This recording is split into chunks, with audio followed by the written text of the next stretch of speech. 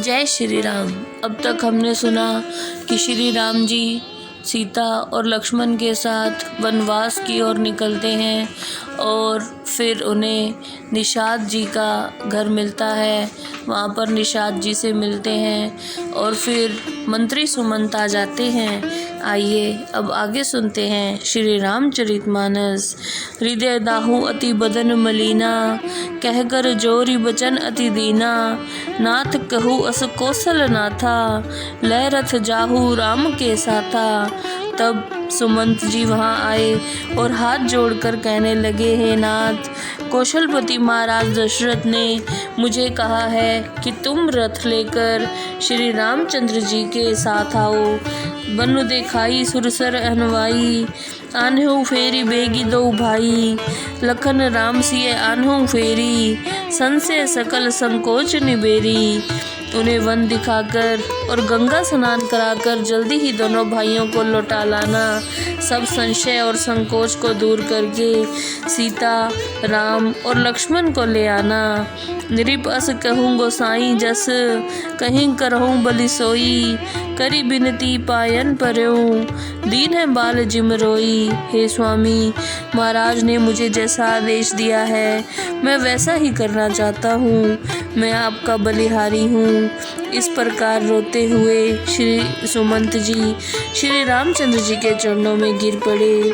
तात कृपा कर कीजे सोई, जाते अवध अनाथ न होई। मंत्र ही राम उठाई प्रबोधा, तात धर्म मत तुम सब शोधा। फिर कहा, हे तात, कृपा करके वही उपाय कीजिए जिससे अयोध्या अनाथ ना हो। मंत्री सुमंत को उठाकर श्री रामचंद्र जी ने कहा कि हे तात, तुमने तो सभी धर्म के नियम पढ़े हैं। सिबी दधीच हरिचंदन रेसा, सहे धर्म हित कोटि कलेसा। रंती देव बलि भूप सुजाना, धर्म धर्यो सही संकट नाना।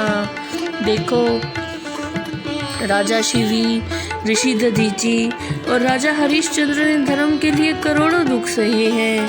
परम चतुर राजा रंती देव और राजा बलि ने भी हर प्रकार के संकट को सहन करके धर्म को धारण किया था। धर्म न दूसर सत्य समाना, आगम निगम पुराण बखाना। मैं सोई धर्म सुलभ करी पावा, तजे तिहूँ पुर अपजस छावा। वेद, शास्त्र और पुराणों में कहा है कि सत्य के समान कोई दूसरा धर्म नहीं है। मैंने वही सत्य धर्म बड़ी सुगमता पूर्वक पाया है। इसको छोड़ने से तीनों लोकों में अपयश आ जाएगा। संभावित कहूँ अपजस लाहू, मरण कोटि सम दारुण दाहू। तुम सन तात बहुत का कहूँ, दिए उत्तर फिर पातक लेहू। सत्य पुरुष को अपयश का मिलना करोड़ों मृत्यु के समान दारुण दुख देता है। हे तात, आपसे और अधिक क्या कहूँ, मैं उत्तर देने से पाप का भागी बन जाऊंगा। पितुपद गहीं कहीं कोटि नती, बिन्ने करब कर जोरी। चिंता कर नेहु बात के, तात करई जन मोरी। आप पिताश्री के चरण छूकर उनको प्रणाम करके हाथ जोड़कर प्रार्थना करना कि हे पिताश्री, आप मेरे लिए किसी बात की चिंता ना करें। सकुचि राम निज शपथ देवाई, लखन संदेश कही जन आई। कहु सुमंत्र पुनि भूप संदेशु, सही न सके सिय विपिन कलेसु। श्री रामचंद्र जी ने सुमंत को अपनी सौगंध दिलाकर कहा कि लक्ष्मण द्वारा कही हुई कटु बातें घर जाकर मत बताना। जही विधि अवध आव फिर सिया, सोई रघुबीर तुम्हीं करनिया। नतरो निपट अवलंब बिहीना, मैं न जियब जिम जल बिन मिन्ना। इस कारण आपको और श्री रामचंद्र जी को वही उपाय करना चाहिए जिससे सीता जी अयोध्या में लौट आएं। नहीं तो कुछ भी सहारा ना होने के कारण मैं जीवित नहीं रह पाऊंगा, जैसे बिना पानी के मछली जीवित नहीं रह सकती। मायके ससुरे सकल सुख, जबहि जहाँ मन मान। तहें तब रही सुखेन सिय, जब लगी विपत्ति बिहान। सीता जी के मायके और ससुराल में सब तरह का सुख है। जब तक विपत्ति दूर ना हो उस समय तक जहाँ जी चाहे सीता जी वहाँ सुख से रहे। बिनती भूप किन है जही भांति, आरती प्रीति न सो कहीं जाती। पितु संदेश सुनि कृपा निधाना, सियहि दिन है सिक कोटि विधाना। हे श्री रामचंद्र जी, राजा दशरथ ने जिस दुख और प्रेम में भरकर ये विनती की वह शब्दों में वर्णन नहीं की जा सकती। पिता का संदेश सुनकर कृपा के सागर श्री रामचंद्र जी सीता जी को करोड़ों तरह से समझाने लगे। प्रभु करुणा में परम विवेकी, तनु तजी रहत छा किम छेकी। प्रभा जाई कह भानु बिहाई, कह चंद्रिका चंद तज जाई।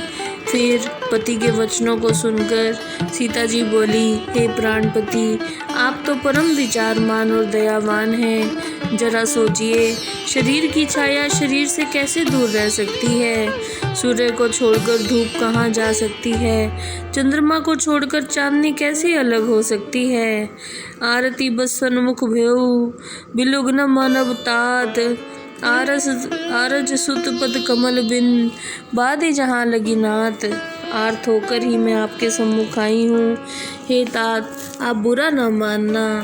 आर्यपुत्र श्री रामचंद्र जी के चरण कमलों के बिना जितने भी संसारिक नाते हैं सब व्यर्थ हैं। राम प्रबोध कीन्ह बहु भांति, तदपि होत नहीं शीतल छाती। जतन अनेक साथ हित कीने, उचित उत्तर रघुनंदन दीने। श्री रामचंद्र जी ने सुमंत को समझाया, परंतु उनके हृदय को फिर भी शांति नहीं मिली।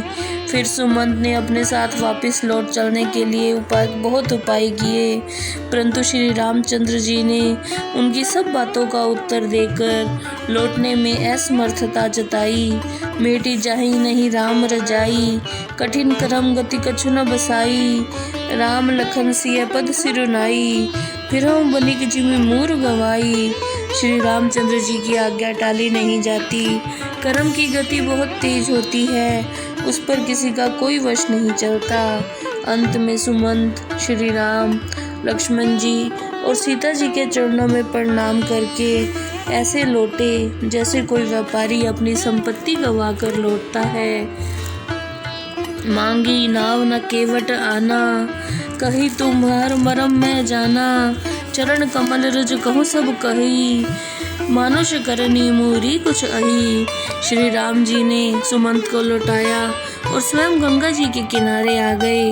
गंगा जी के पार जाने के लिए श्री रामचंद्र जी ने केवट से नाव लाने के लिए कहा, परंतु वह नाव नहीं लाया।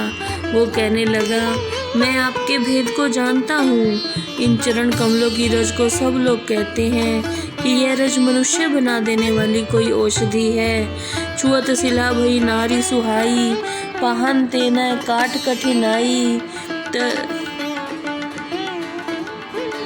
तरन्यो मुनि गरनी होई जाई, बाट परही मोरी नाव उड़ाई। उस रज के छूने से एक शिला सुंदर स्त्री में बदल गई। फिर महाराज, पत्थर से कठोर तो लकड़ी नहीं होती, नाव भी किसी ऋषि की पत्नी बन जाएगी। मेरी नाव चली जाएगी तो मेरी जीविका कैसे चलेगी? यही प्रतिपाल हूँ सब परिवारू, नहीं जानूँ कुछ और अब कबारू। जो प्रभु पार अवसगा चहू, मोहि पद पदम पखारन कहूँ। मैं तो इस नाव से ही सारा परिवार पालता हूँ, इसके अतिरिक्त और कोई कारोबार नहीं जानता। इसलिए हे स्वामी, यदि आप पार जाना चाहते हैं तो मुझे अपने चरण कमलों को पखारने की आज्ञा दें। पद कमल धोई चढ़ाई नाव, ना नाथ उतराई चहो। मोहि राम राउर आन दशरथ, सपत सब साची कहो। बरु तीर मारहूँ लखन पै, जब लग ना पाए पखारी हो। तब लगना तुलसीदास नाथ, कृपाल पार उतारी हो। हे स्वामी, आपके चरण कमल पखार कर मैं आपको नाव पर चढ़ा लूँगा और उतराई कुछ नहीं लूँगा। मुझे आपकी दुहाई है और राजा दशरथ की सौगंध है, मैं ये सब सच कह रहा हूँ। मुझे चाहे लक्ष्मण जी तीर मार दें, परंतु जब तक आपके पाँव पखार नहीं लूँगा तब तक हे दया निधान मैं पार नहीं उतारूंगा। सुन केवट के बैन प्रेम लपेटे अटपटे, बेसे करुणाएन चितई जानकी लखन तन। इस तरह केवट के प्रेम में सने हुए अटपटे वचन सुनकर श्री रामचंद्र जी, जानकी जी और लक्ष्मण जी बहुत हंसे। कृपा सिंधु बोले मुस्काई, सोई करू जेहि तब नाव न जाई। बेगी आन जल पाए पखारू, हो तो विलम्ब उतारहि पारू। कृपा सागर श्री रामचंद्र जी मुस्कुराकर बोले, अच्छा वही काम करो जिससे तुम्हारी नाव बच जाए।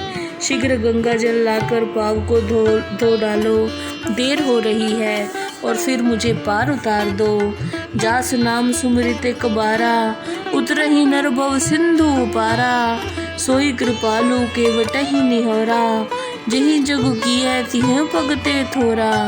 जिनका नाम एक ही बार स्मरण करने से मनुष्य इस संसार रूपी गहरे सागर से पार उतर जाते हैं, उजिष्ट प्रभु ने 3 पग में तीनों लोगों को नाप दिया। वही कृपालु श्री रामचंद्र जी आज गंगा पार उतारने के लिए केवट की ओर निहार रहे हैं। जय श्री राम।